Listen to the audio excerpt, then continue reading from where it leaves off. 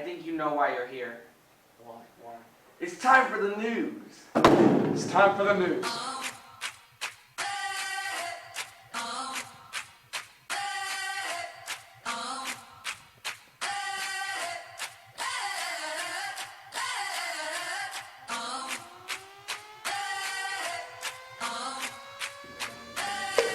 It's time for the news.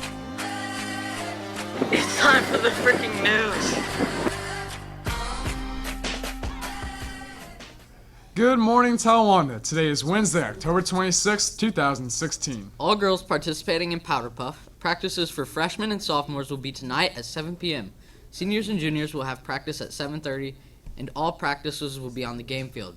The shirts for the game will be passed out tonight at your practices, so be there if you want to get it to wear to school tomorrow.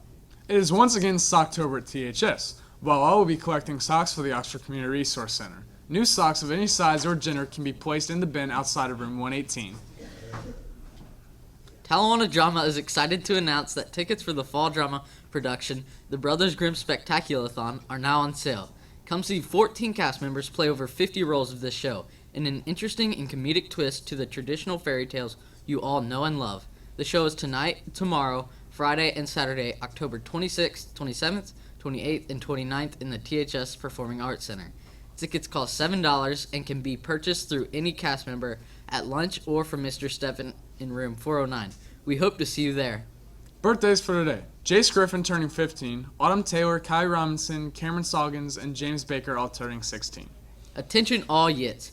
We will have a meeting after school and we definitely need your help planting tulips and preparing the tulips for sale. Please join us after school in the staff lounge. Best Buddies will be meeting tomorrow at 6 p.m. in room 210 and going to the Powder Puff football game. Also, please see Miss Johnson this week to receive information on becoming a registered member. Attention all students. FCA, Fellowship of Christian Athletes, will be meeting this week right after school in room 220. Jenny Lee will be sharing with us this week. Bring a friend and hope to see you there. Our club will be meeting in Mr. Hunch's room in 603, Thursday after school until 4:30. We hope to see you there. Attention any student interested in joining the bowling team. Tryouts start on Sunday, November 6th at 10 a.m. at Oxford Bowling Lanes. Any questions, stop in the athletic office. Congrats to the Braves cross country on a great season. The cross country awards program will be Tuesday, November 1st at 6:30 here at the high school. Come for dessert, recognition of outstanding athletes, and our blockbuster slideshow. Each family should bring a dessert to share. And now to weather with Jesse Huff. Today the weather is 45 with a high of 65 and a 20% chance of rain. For the past couple of weeks, the cafeteria has raised the daily lunch price 30 cents. And Brave TVI team reporter Patrick Geshen looked into the issue and why students are taking the cost. He joins us now from the Rotunda. Patrick? Well, guys, it's true that prices have been hiked, but what cafeteria officials are telling me is that the state has raised their equity lunch cost this year, causing the cafeteria to pay extra for students who receive free or reduced meals. In other words, the cafeteria must charge more to afford their own expenses, and with that said, the rest of the student body has to cover the cost. It's a confusing topic to wrap your head around, but the bottom line is lunch prices are going up because lunch prices are going up.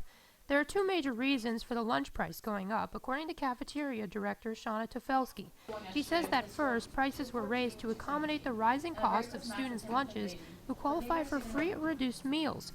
Because the state of Ohio pays for those students' food, the state requires the district to charge a student who does not qualify for meal reimbursement the same amount that the state reimburses for a free meal. In other words, students that pay full price for their food are paying the same amount as the state pays for free students' food.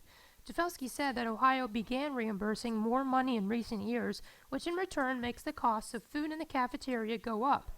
The second reason that prices rose is because the cafeteria is a self-sustaining business, and all of their expenses, including supplies, food, salaries, and equipment, must all be supported by the cafeteria itself. According to Tofelsky, in layman's terms, the cafeteria must break even, and it hasn't done so since 2010 because of the new federal nutrition requirements. Tofelsky said the cafeteria can't continue that pattern. But Tofelsky mentioned it's a bittersweet for the cafeteria, who hasn't raised prices since the 2008-2009 school year. She said if you look at yearly inflation and the Consumer Price Index, the cafeterias have done a great job of conserving resources in those 8 years. also mentioning, quote, "The state and the bottom line forced our hands this year. While the cafeteria will strive to keep prices down and food churning, it was the state's fault this time." While Tefelsky cited many things the cafeteria has done well this year, other districts are reporting this problem as well. This whole case just shows how much the state has power on funding to schools. From the Rotunda, Patrick Eshin, Brave TV. Have a pleasurable day, Tawawanda.